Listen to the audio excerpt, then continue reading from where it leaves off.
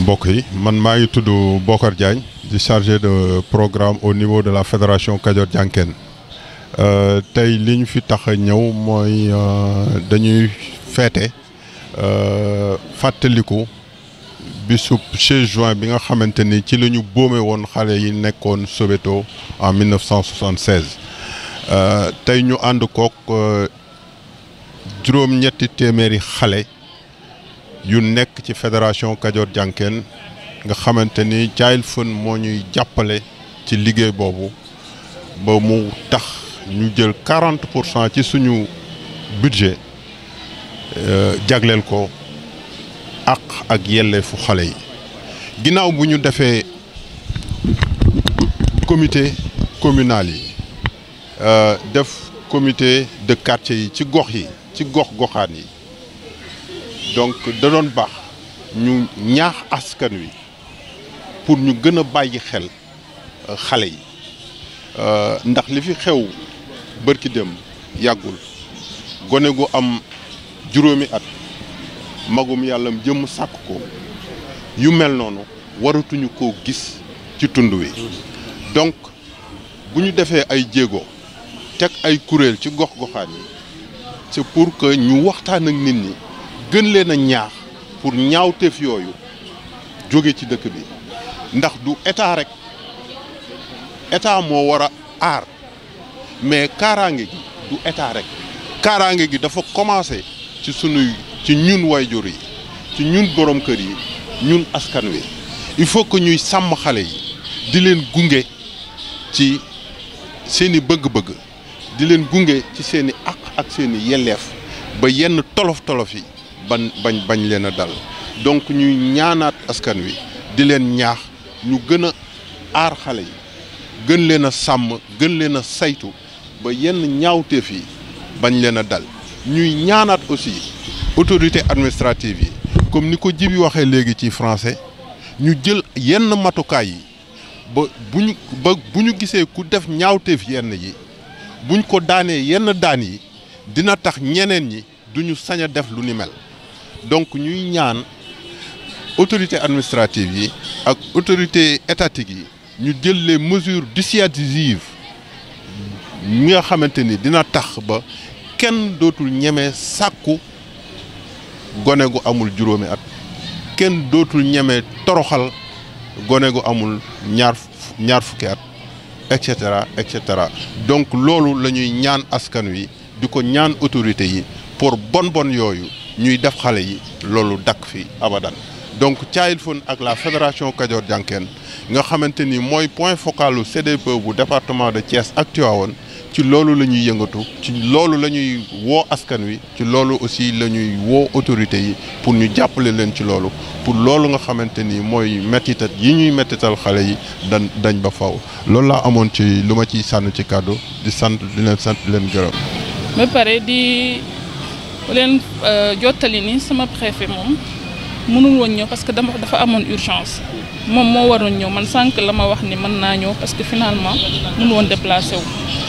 donc di wax ni moom nekk fi de mais xelam yëpp mi ngi fi léegi di wax aussi que affaire xale yi aar xale yi loolu nguur moo ko war a def te ñun politique yi ñuy def yëpp ci instruction yi ñu jot ci monsieur le président yëpp loolu mbiru xale yi mi ngi ci biir président gouvernement ñoom ñëpp xale yi ñoo nekk au cœur seen préoccupation parce que xale wax dëgg yàlla mooy avenir ëllëg ñun dañuy màgget bàyyi donc bu ñu waxee Sénégal émergent xale yi ñoo ko nar a porter incha allah donc aar xale loolu nit dafa intrinsèque ci rôle lu état te ñun incha allah dañ ko continuer def te loolu aussi ñun mu xam nga yenn détails yëpp peut-être doo ci mën a dugg mais comme ay nit ñu mel ni waa Kajoor Jànkeen ñii ñi ci ëpp ñoom ñooy abattre le gros du kii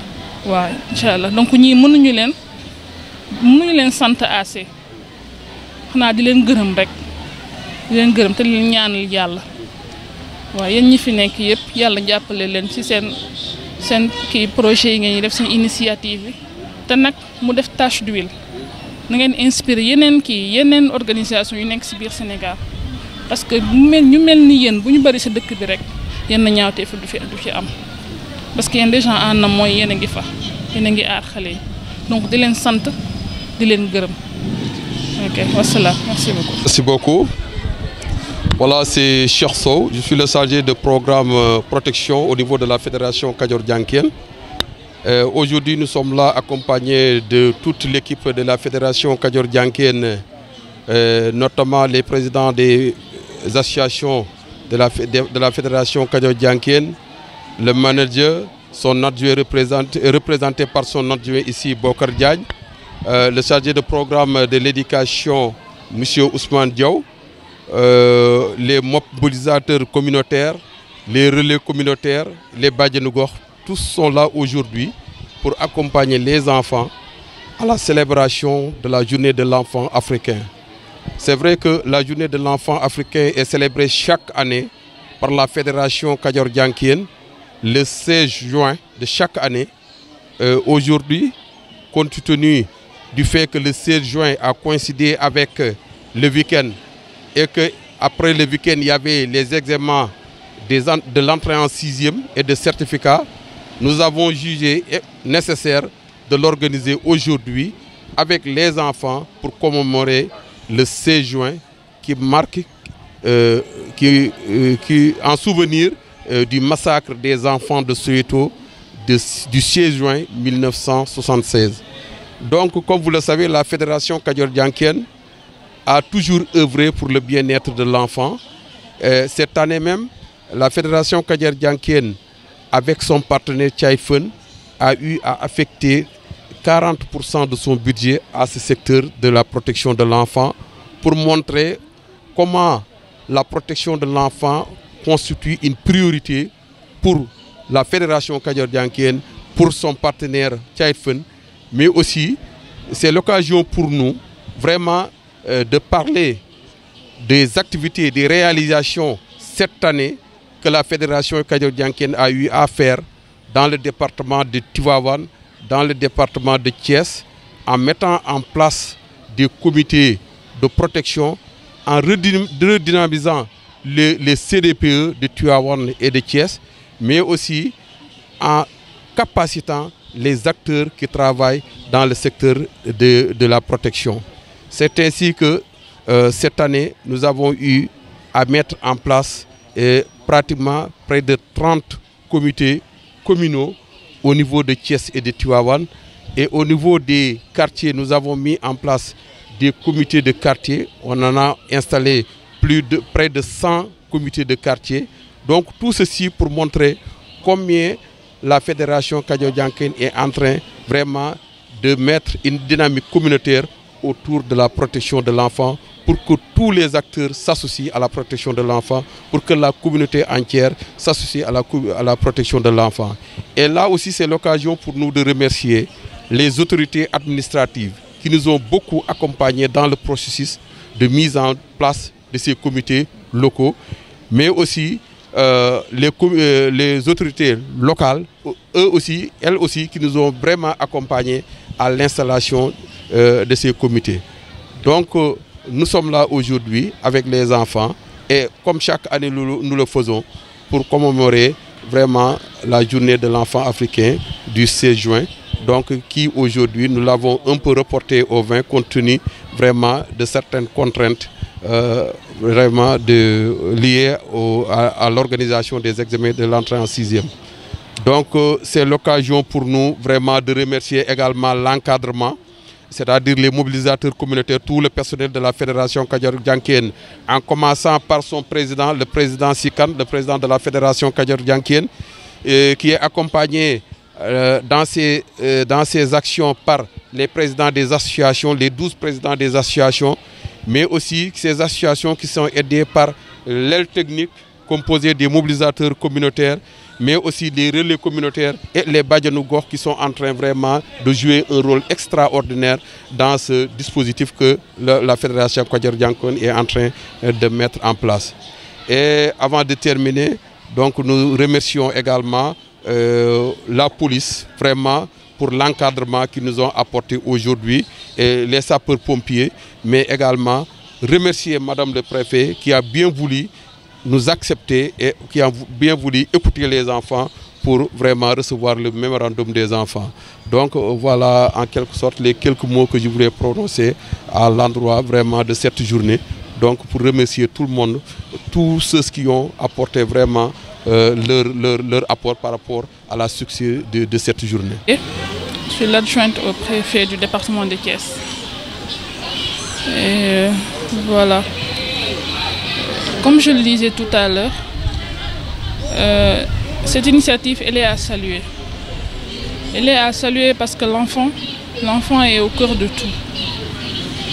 L'enfant, c'est l'avenir du pays. Donc cette initiative, on ne peut que la saluer. J'aimerais aussi excuser mon préfet parce qu'il a été retenu par une urgence, raison pour laquelle il n'a pas pu être présent ici avec vous. Mais en tout cas, il est de tout cœur avec vous. Et il m'a chargé de vous présenter ses excuses. Oui. Bon. Comme je le disais aussi tout à l'heure, maintenant les enfants, en fait, ils ont pris conscience. Les enfants ont conscience des dangers qui leur guettent. Ils ont conscience de leurs droits. Mais on a eu aujourd'hui, moi, ce que je veux, ce sont des enfants aussi qui sont conscients de leurs devoirs. Donc, on se réjouit de cela.